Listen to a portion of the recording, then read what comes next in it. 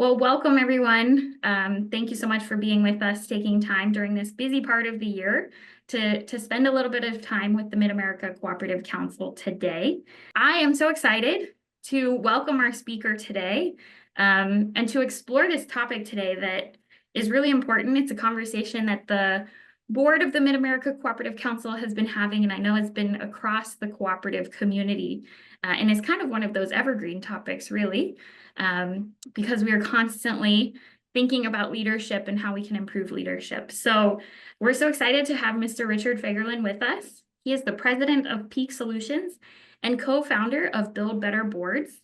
He has over 20 years of leadership and organizational development experience, and he's a sought-after speaker, consultant, and facilitator. His work focuses on creating healthy leaders, healthy teams, and healthy organizations. And his biography is extensive and his accomplishments are very impressive. I'm going to point you towards his bio online so that you can read more about that, and we can turn the conversation over to him and he can share his expertise for us. Richard, when we first talked about this, we talked about cooperative board development, and particularly kind of if you haven't necessarily started somewhere, where can you start? What are some of the things you can teach us about best practices in board development? And you came back with some great suggestions. So I'm going to turn it to you and say thank you and welcome. Well, I appreciate so much the opportunity to share. This is an evergreen topic. Like every time I work with the board or every time I share something, I gain new insight and new understanding. I will give everyone just a bit of background that might be helpful. So I truly am a cooperative guy. I grew up on Colorado State University's research ranch. My dad was a PhD animal science guy, and so I grew up on that state research ranch. He had a second in life career, and he was a feed nutritionist for a large regional co-op. My mom had the same thing happen, and she became a member services employee for our local distribution rural electric cooperative. And then I went to work straight out of college for Farmland Industries. That was back in the 1900s when it still existed. Um, and at the time, it was North America's largest farmer-owned co-op. And so I had various jobs and roles and functions in that. But the one that I ended, the last one I had, I was the head of human resources for 5 farmer-owned co-ops in Colorado. So I sat on 5 management teams. I worked with 5 different boards. I had 5 different sets of employees. And then in 2001, I left all of that to start Peak Solutions. So that background is important. The work we do isn't exclusively around. I'm gonna put my slide deck up here, Hannah. Um, isn't exclusively around co-ops, but we do spend a great deal of time with them. I was just yesterday with a large cooperative working with their board on an assessment. Tomorrow, I work with another large cooperative doing strategic planning. And this evening, I'm meeting with a sizable Farm Credit Association CEO to talk about that. Monday, before I started all of this, I was in Gunnison, Colorado, working with the Rural Electric Cooperative.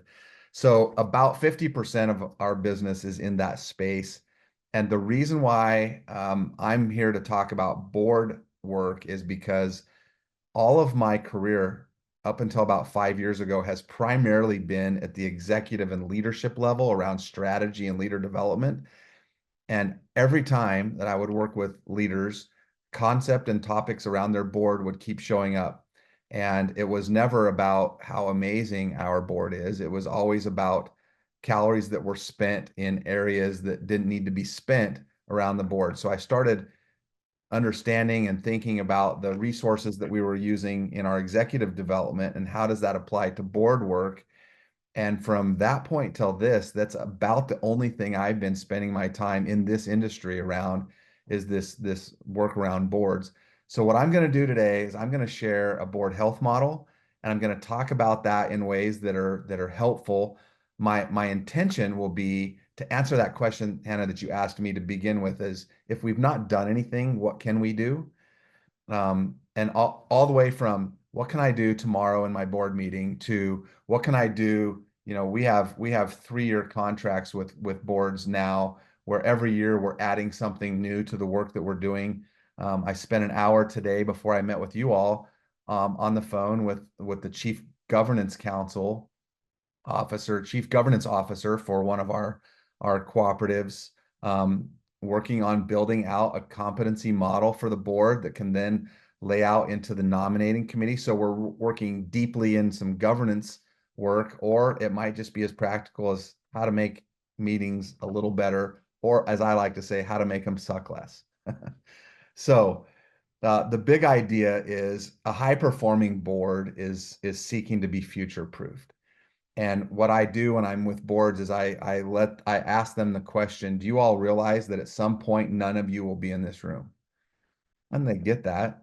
And I said, so what are you doing today to ensure that when none of you are in the room any longer, your board will be better because you are here? What are you thinking about now for the moment when you're no longer here? How do you future proof that?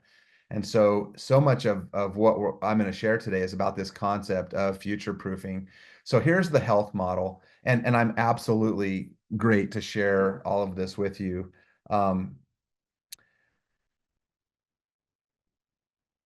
This You'll see the Missouri logo on here for the GICL, the Graduate Institute of Cooperative Leadership. That's because I collaborate with Dr. Carrie Jacobs in much of this work, and so she and I are on programs often together.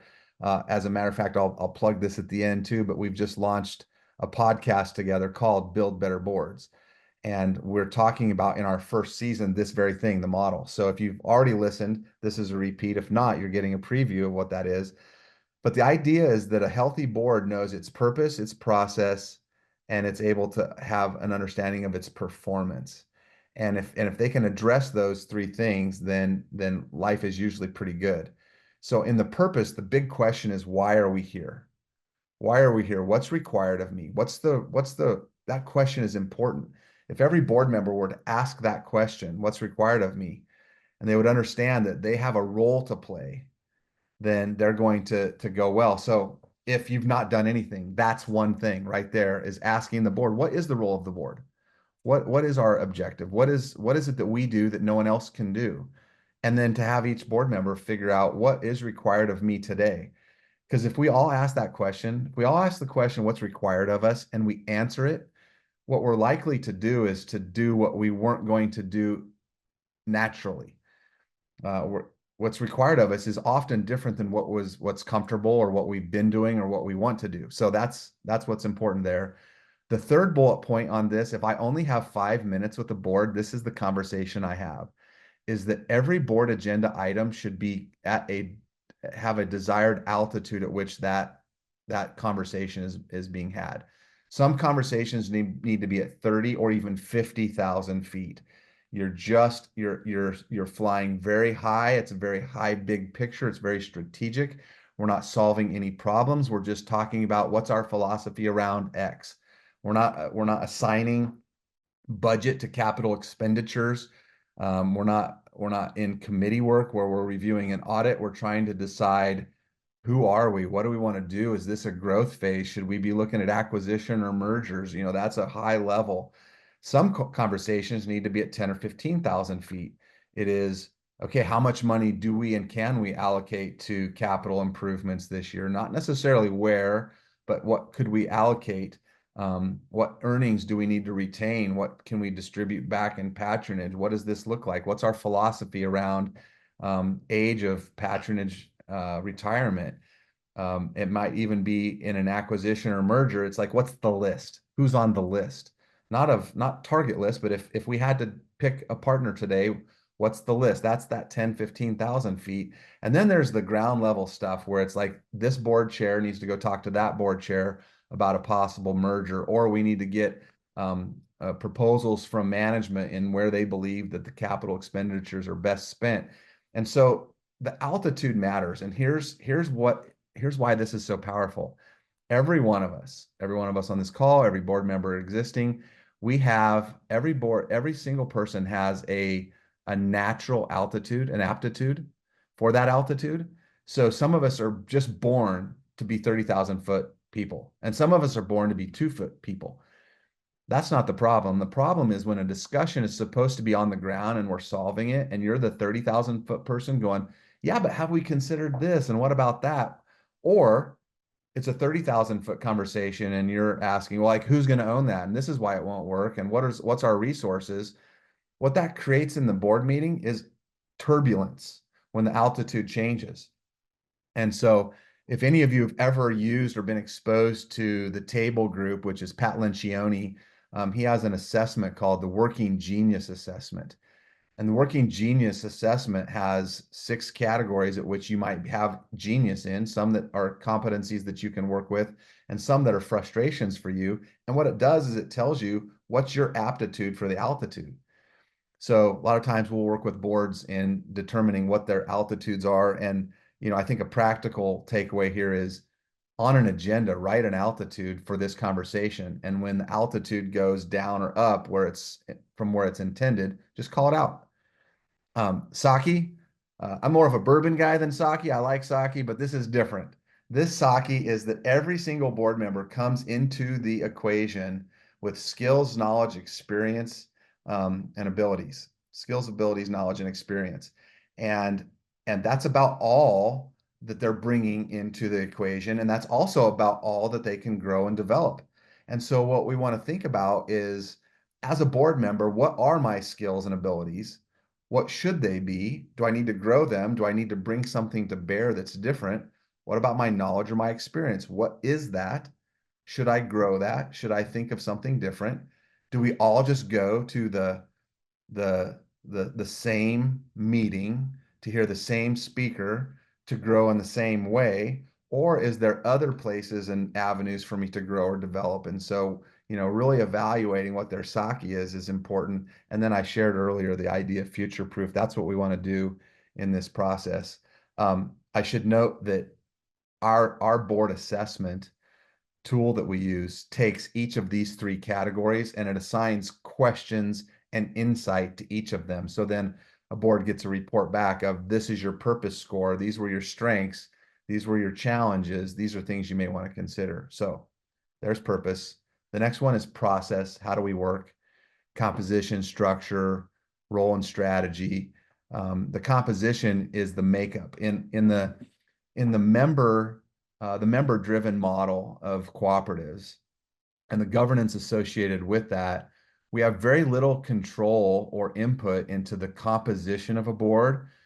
And at the same time, I think that it's important to consider, is our composition helpful? And are there things, people, types of member that's over or underrepresented? And so, females on boards is an example of this, where we have a large percentage of female owners of production agriculture in the production agriculture world, but we don't have that same level of representation in a board. And so what could and should that look like? And so in your nominating process, or as you're talking to future board members, are you thinking about what that composition should look like? Are you thinking about who's the farmer or grower member of the future, and what could and should that look like? And is that represented? Structure is really around like officer structure or committee structure. So is your committee structure in service to your end objective? I was just working with this board that did not have committees, but after 3 or 4 mergers, what they found was that the board was having a hard time being engaged and understanding about the business. So they put a committee structure in place for people to dig deeper into areas that were important to them. I can foresee, my crystal ball would show me that at some point those board members might get leveled up where the committee structure actually may no longer be relevant. And they need to consider, is the committee structure still the way to do this, or should we operate as an entire board on all of these topics? So that's the question there. The role and strategy is a big one.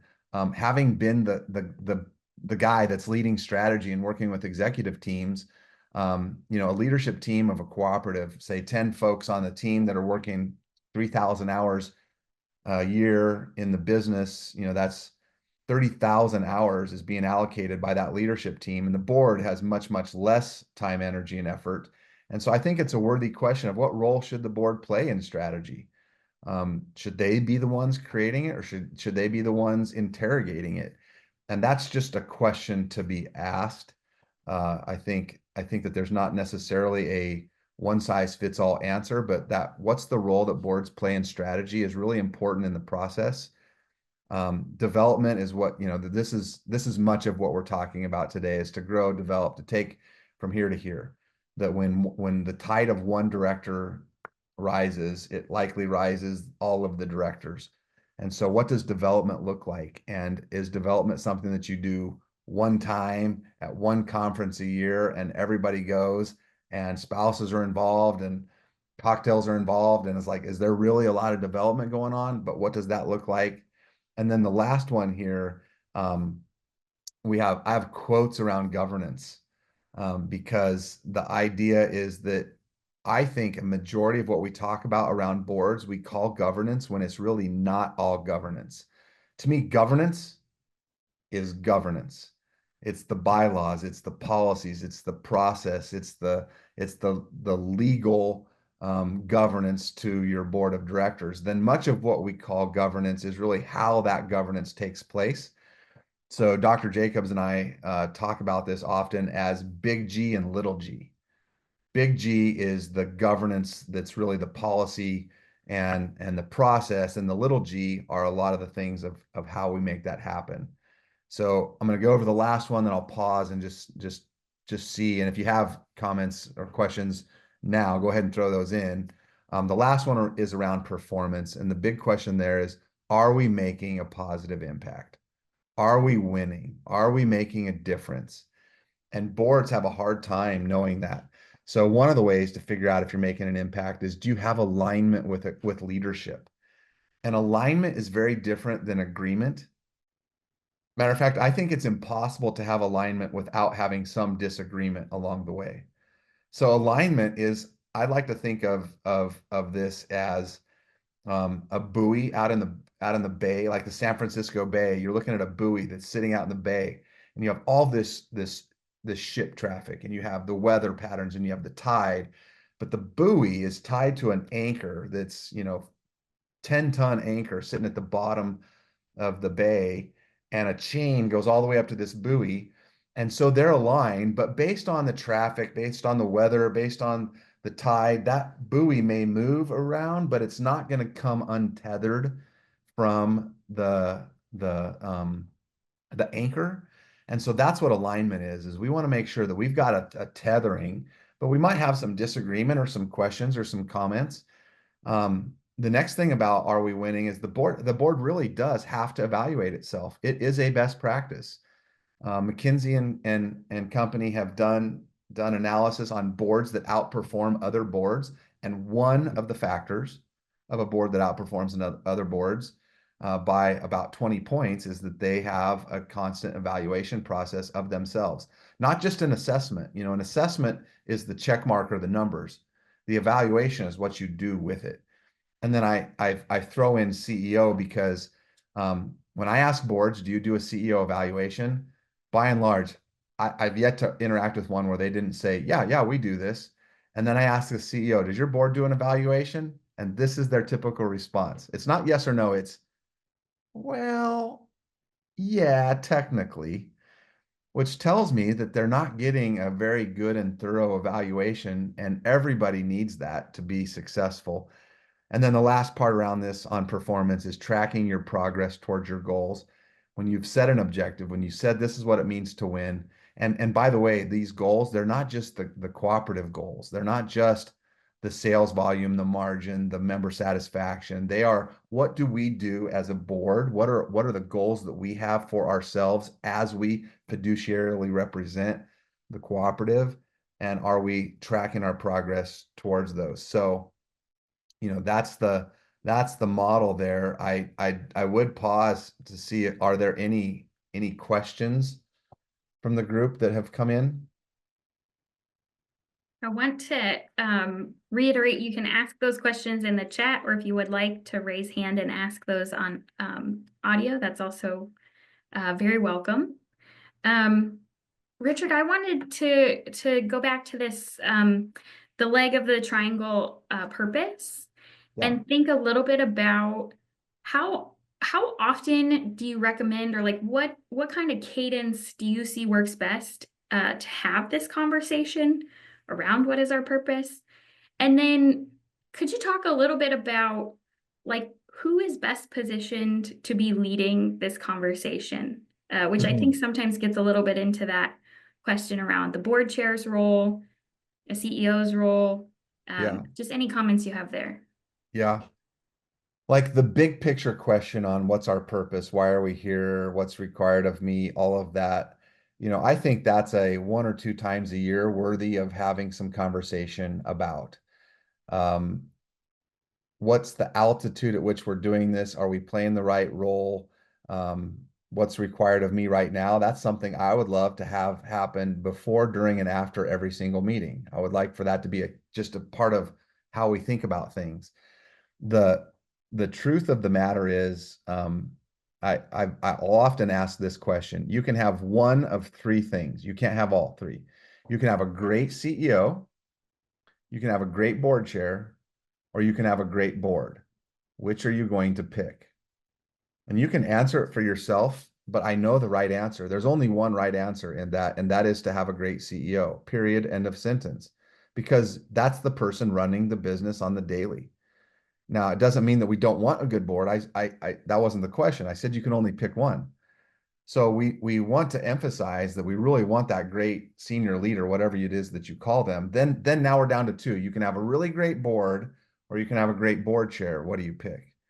And I think we pick a great board chair because a great board chair can make the board great. So this isn't abdicating responsibility to the board. What it is saying there's a natural, built-in, inherent kind of flow of who is answering that question that you just asked me. And if your board chair isn't strong and your board isn't strong, then the CEOs always say, is it my responsibility to ask these questions and grow it? And so my question back is, if it's not you, then who is it? If it's not you, then who is it? Ideally, in the perfect world, the board chair. We like to call the board chair the chief governance officer. You might have a chief governance officer actually in your organization if you're large enough, but I think that if you think of the board chair as the board chair runs the board. The board leads the CEO and the CEO leads the organization. And if you think of that structure, then if the board chair is leading the board, they're my first answer to your question. And the truth is, unfortunately, a lot of us don't have strong board chairs in that process. So then who is the next question? So I think if someone else on the board is not doing that, then of course that top leader has to be the one asking those questions. Thank you. I once heard a former cooperative CEO talk about that as, as a CEO, I'll run the co-op. As the board chair, you run the board, right? Yeah, Thinking about that kind of succinctly. Yeah. yeah, yeah. Um, Maybe you'll get to this, and this is part of a later conversation, but do you have thoughts around board officers or even board members holding positions for long periods of time?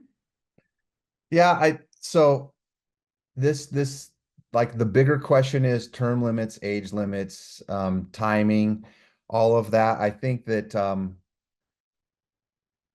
in absence of people self-governing, then we put policy in place. So this is an example where a policy rules, a big G policy rules when a little G policy would probably be the best. I want to live in a world where an officer realizes they've overstayed their term or their time and they choose to back down, or the board has recognized it would be good for us to rotate through this. And Richard, thank you for your service as our board chair or vice chair or governance committee officer or whatever. But we think it would be good if we made room for Hannah to join in and take a leadership role. And so for you to step back and be a board member, I want to live in the world where that conversation is happening. Because we don't always live in that world, then I do think that there's some value to it. Um, I work with a board who has a 65 rule. No board member can run after the age of 65. Some have 70, some have other age. There's term limits. The problem is I probably the most powerful and impactful board member I've ever met in my life it was in his 70s at the time I met that person. And I've met quite a few pretty miserable board members in their 30s. and and and so it doesn't answer the question of what's really right or best. Um, so it's not that I'm against having those kind of predetermined endings, term limits or whatever. It's that I'd rather us have the conversation about what's best for us. The bigger question of that is, and I will address this a little later. I'll talk about it now and I'll skip it later. Is what happens when someone has reached their usefulness? They've lived past it, and what do we do there? So maybe I'll just leave that and talk a little more about that when we get to that section. This statement here, every organization is perfectly designed to get the results it gets. This really drives a lot of the work that we do. And so what we tend to do with boards is talk about the results, the good or the bad results that the board is getting, instead of stepping back and asking the question that was just asked. Gosh, what about our officer structure? What about our committee structure? What about our tenure? What about, we've got, our average age keeps creeping up, yet our members and customers might be creeping down. What are we doing to match that?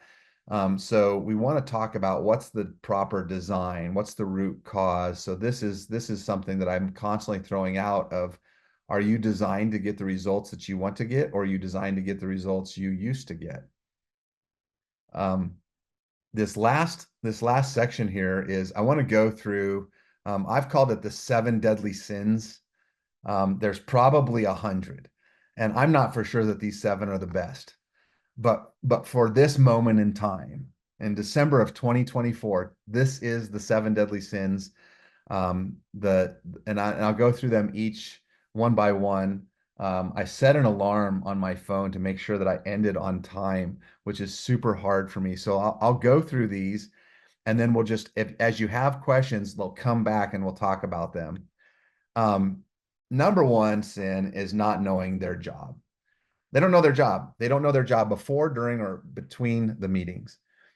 And so, or after the meetings. And so this is this big question of, what is my job? What is my role? There's a quote here that you can get the answer about what's your job if you ask anyone in the organization except the board. And I think this is why it's important to ask this question. What does this look like? And if I go back to this, there's a role during the meeting. I play a role where I participate in the meeting. Now, I will fully admit, I am a person who speaks before I think. I speak early, I speak often, I speak with authority. And that's just how God made me. I've been spending my entire life to try and overcome the challenge of that. When I'm in a board meeting, there's times when I need to speak less, and with less conviction, so that I'm making room for other people. And I need to know what that role is. It's not to grow insecurity. It's to say, what is needed from me right now? So what's your job? The other one is the role before the meeting. We could do an entire webinar on this. And that basic premise here is, are you showing up to the board meeting ready to perform immediately? Back in the olden days, when we used to send board packets in the mail, you could figure out when a board member hadn't yet read any of their information, because when they got to the meeting, they opened up their envelope and everybody could hear it. Well, today, if they've got it on their iPad or their computer or their phone, you don't necessarily know that. So what are we doing to prepare for the meeting? What are we doing to ask some questions in advance? What are we doing to be thoughtful about the agenda that we've been hopefully seeing? So that's an important. And then this idea between meetings. I don't know what co-ops in your Mid-America geography are facing, but I see co-ops all over the country where board members are much more a face of the organization than they've ever been before. whether it's to advocacy groups, media, community members. So it's not just representing to my fellow members in my community. I might be doing it at a different level. So what does it look like to represent the board? So that's a big sin. If you don't know what your job is in this, that's a challenge.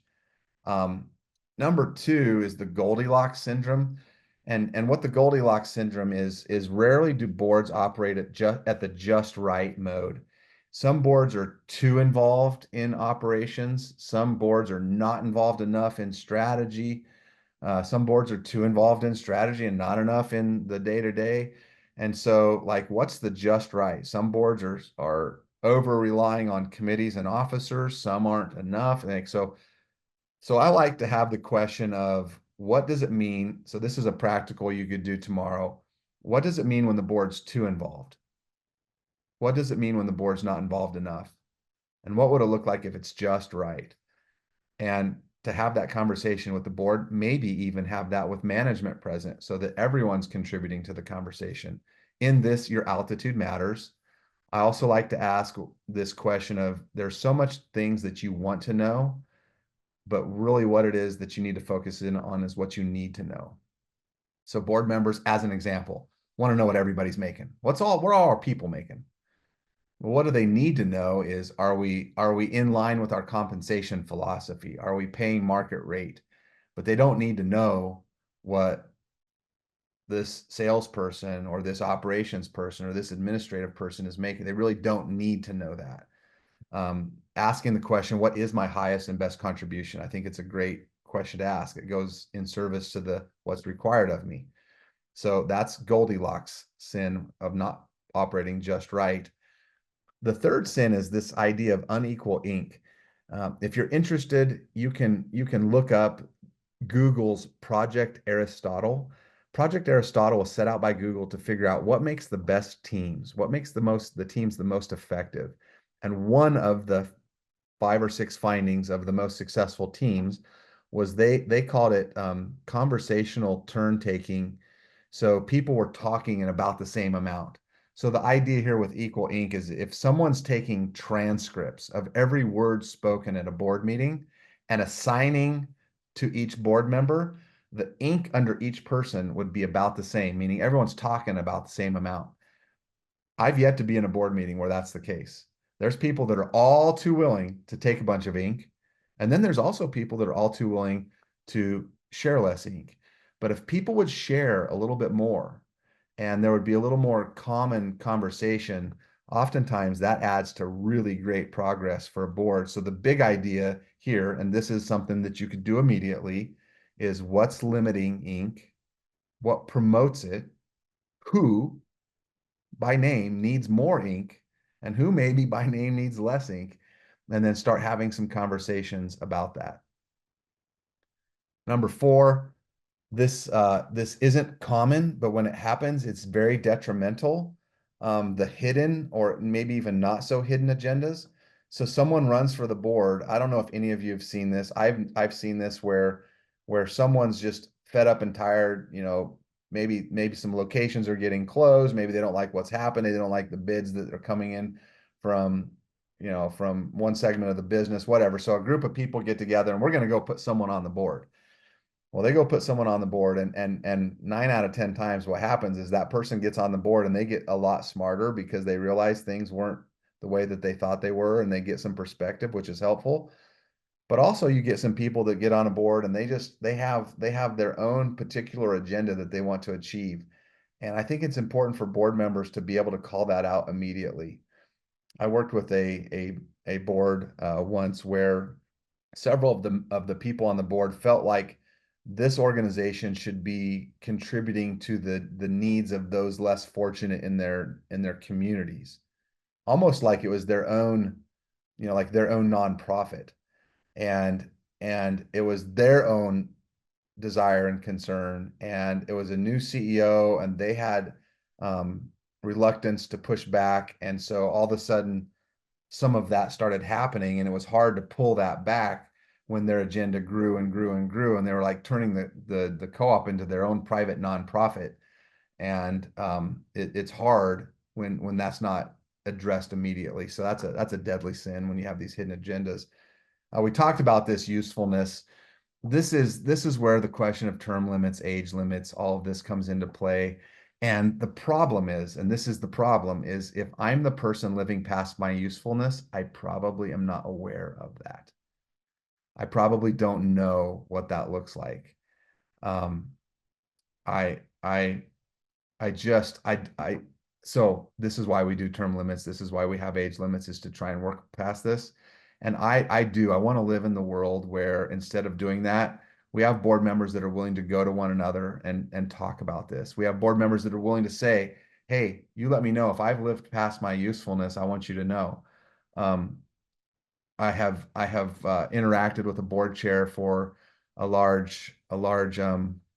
um, larger organization where the board itself votes before you get to go as an incumbent and be on the ballot for the next year. The board votes whether or not you should be allowed to do that.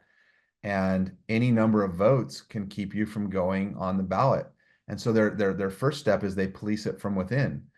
Now, that sounds radical, and maybe it is, but that's the kind of world I think we want to work towards, where the board is really um, honest enough with itself of doing this. So we want to help people not live beyond their usefulness, to use all of that and then make way. By the way, this in many cases this has less to do with age and tenure, and it has more to do with making way for those who need to come on, who are the face and the future of your members.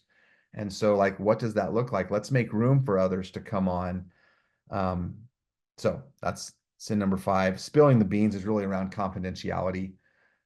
This is a challenge. The problem with this in many cases is that a lot of times when I've found board members, conversations about board members who have spilled the beans and failed in their confidential fiduciary responsibility, they maybe didn't even know that that was something that should have been quiet. So a practical thing here is, at the end of every board meeting, ask 2 questions. What of what we talked about today do we feel like everybody literally on planet Earth needs to know? Or what do our employees need to know? Or what do the constituents in our where we represent need to know? And like, just outline what is it that we want to share with everyone. And then what of what we talked about today needs to remain in our confidentiality clause. So we're just reminding everybody of what it is and what it isn't, and just not relying on everyone's perspective of that. And then our last and final sin is this idea of sandbox thinking. So here's what sandbox thinking is. You're at a playground, you see 4 2-year-olds in a sandbox, and one of them takes another one's toy. And when the kid whose toy that was originally comes to take it back, they hit him over the head with it. That's sandbox thinking. And the problem is, that's not a naughty kid. That's normal. It's reasonable for that kid to think that, because they have the 2-year-olds have the lowest level of thinking. And that thinking is, everyone thinks just like me. So I want the toy. Clearly, you want me to have the toy. And so how that translates into the boardroom is, well, if everyone thinks like me, then everyone agrees that this is a good decision, or everyone agrees this is a bad decision, or everyone wants to move on. And so that's not helpful if you think that everyone thinks just like you. So the next level of thinking is all of a sudden, oh, wait a minute, people think differently than me. I might not be okay with it, but at least I recognize people think differently. And I might have to be more cognizant or intentional to remind myself that not everybody thinks like me. So I might say things like, well, this might just be me. I want to put this out. I want to see if others think this. I want to socialize this to see if I'm the only one thinking this. That's second level of thinking. The third level of thinking, and this is a challenge, this is like in organizational life, this is where we see a lot of people give up or quit. And that is, the third level of thinking is, people start to think nobody on planet Earth thinks the same as I do. And that there's something wrong with you. And like, I'm clearly the only person that's thinking about representing our members this way. I'm the only one who's concerned about the age of our patronage. I'm the only one that's concerned about how this merger may not work well. And so then you just don't want to say anything, because you don't think anybody thinks like you. But the highest level of thinking that we want to get to, above everything else, is that, you know what, not only do people think differently than me, but it's a good thing, and we want it. We want that. That, like, I purposely want to find difference of opinions, difference of ideas, and I want to mine for that. And so that's the highest level of thinking. So those are the seven deadly sins. I think, yeah, okay. Just I'll leave this up for a bit if anybody's interested. This takes you to our Build Better Boards website, and for Carrie Jacobs and I's podcast. Would love to have you tune into that and pay attention if you're interested. But I will stop this and see what kind of questions or comments we have from the group. Thank you so much for the prepared remarks, Richard. I think that lots of really good food for thought, lots of really practical tips. So again, if you want to ask a question on unmute, that's totally welcome. Just give us a raise hand or come on video and we can unmute folks. Just remember that we are recording, so please participate in the way that feels most comfortable for you that way. You can also put questions in the chat as well.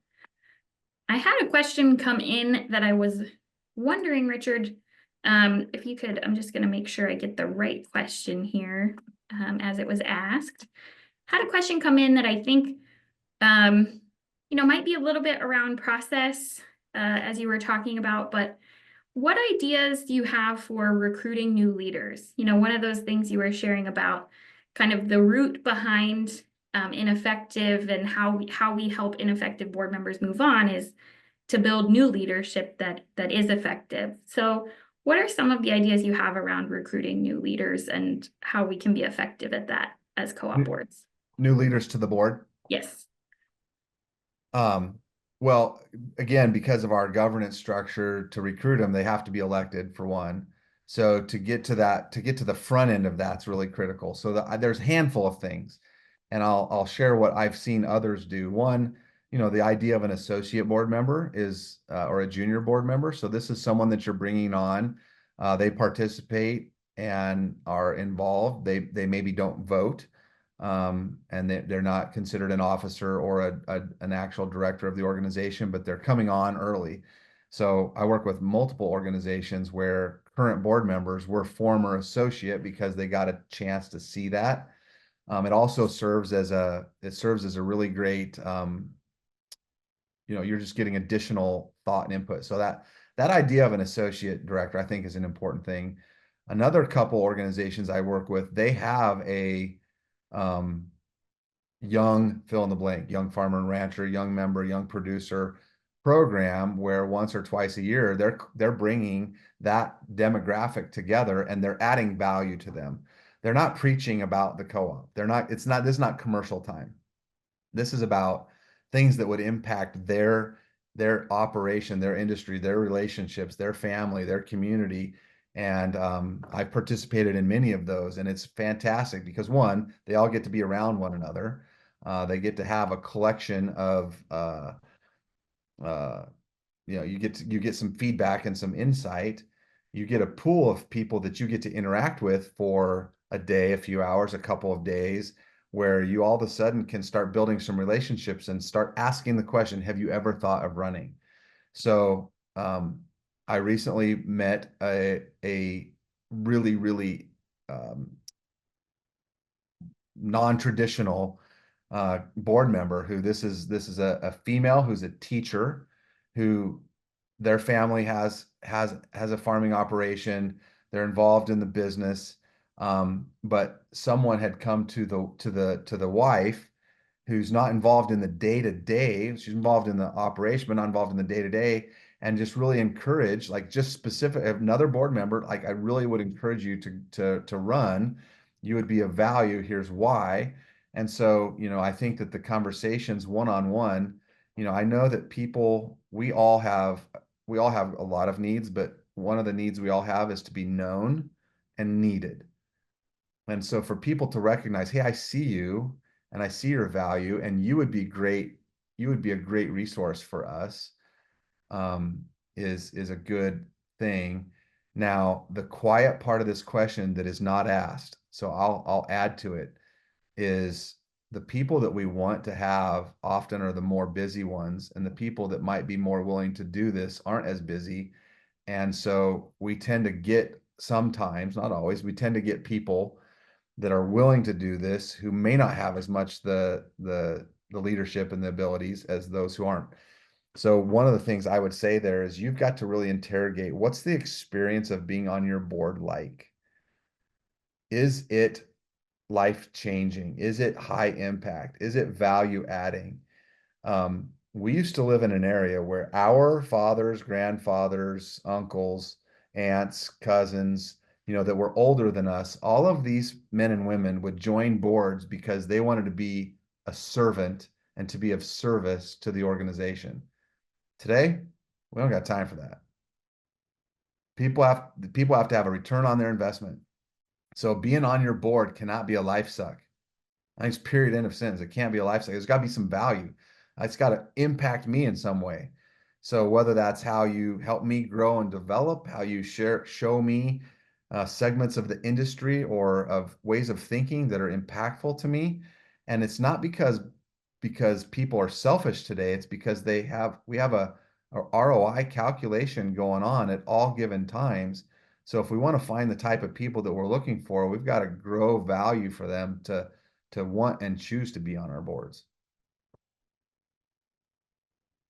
Thank you. Really helpful to think about.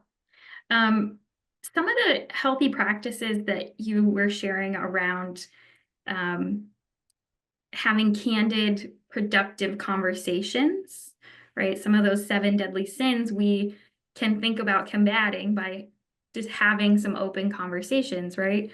Some of those can be based on interpersonal relationships or group dynamics or lots of other factors.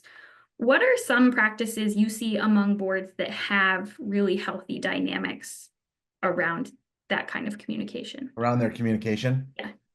Yeah, this is and I just saw a question come in the chat, so I want to combine the two. So this question is, do you see trends going to quarterly board meetings versus the traditional monthly meetings? And so this is a challenge because my answer to your question is the more we interact, the more we have experience, the greater that's going to be. I've been married for almost 27 years. And if on the key moments, birthdays, anniversary, Valentine's Day, whatever it is, the 6 times a year that are big moments, if those were the times that I let my wife know my undying love for her, that's probably not going to go well. This is a frequency thing. Now, I'm not saying that marriage and spousal relationship and board are the same, but there's some similarity to that. Cadence is important. And so I think that having some interactions and some relationship with one another, um, with management work, we say rules without relationship leads to rebellion. And I think in this case, without having some meaningful relationships on the board, it's hard to know how do I navigate these things? What are your nuances? Where can I push on you and where can I not? So flexing that muscle and having those experiences are important. So if you're going to go to a less frequent meeting, cadence, which I absolutely am seeing, Mark, a trend to less frequent meetings than monthly meetings. I do think that there needs to be once or twice a year where you're spending extended time together. So maybe you're meeting less frequently, but you're having more time together. Or maybe you're having an expectation that every month you connect with one of your fellow board members to answer these 3 or 4 questions. And they're not icebreakers. They're like legitimate. I want to understand your operation and where did you come from and how did this work? And, what committees have you served on and what's been your best part of being on the board? Whatever the questions are, where we're having some interaction and we're spending some time together. And in geographically central locations, it's helpful to travel together. It's helpful to carpool, like spend that time together. So there's that. The other is this expectation, to communicate effectively, you have to have an expectation to communicate effectively and to create that opportunity. So the board chair can't be running everything and just pointing to people to talk when they need to talk. You need to foster the open communication. You need to have conversations about that. In the management world, we do training. We lead people with development. We provide personality assessments and psychometric tools. And those are all helpful to that end. So if that makes sense there, why wouldn't it make sense here? I actually have one board where at their summer strategic retreat, their spouses came, and the head of HR for their organization did a personality assessment that was all the spouses were included. Now she's braver than I am in some of that, because that could quickly lead to some counseling, but um, I think that was high impact. And then to add to Mark's question here about the trend, um, what I am seeing around the trend is that we're having more focused board meetings. Um, so some boards are meeting less frequent, but they'll come in the day before and they'll have like a day of development or learning, or they'll have some sort of education component, and then they'll break into their committee work, and then they'll go break bread and spend time together. And then the next day will be the board meeting. So by the time you hit the board meeting, you've sharpened the saw, you've built the relationship, you've had some connection, and so now I can come into the board meeting ready to roll. I serve on some other boards, or I've served some boards and have served on boards where they never meet in person ever. It's just this version all the time. And so the big question there is, we have an idea of what we want from that board, but I think the better question is, what could good look like? What is the highest standard of what good could look like? Because if this is the only time we're ever going to meet, we're not going to have any interaction, we're not going to have any personal connection, then I need to recalibrate my idea of what good can and will look like. Really excellent points. I wanted to share a couple of resources with folks. If you want to take this topic further or think more about this, of course, Richard had shared the podcast, Build Better Boards. I'll drop a link for that in the chat as well. I'm also going to drop a link in the chat for the Cooperative Governance Research Initiative from the University of Wisconsin Center for Cooperatives. The way that I have found that useful is just to better understand and kind of benchmark what the cooperative community is doing, right, in this current context and moment. And there's information in there, all kinds of, governance, big G, little g, I think, even around things like, how many cooperatives across the country who participated in that survey are using term limits, right? Or what kind of agenda setting are these cooperative boards doing? And so I just wanted to point out that if that's, somewhere where you're just trying to get some more information about what's happening, that's a great resource. And I also put the link to the Build Better Boards podcast there as well. And I wanted to ask as my final question for you, Richard, do you have any other quick learning resources that you would point folks to if they want to spend a little more time thinking about this?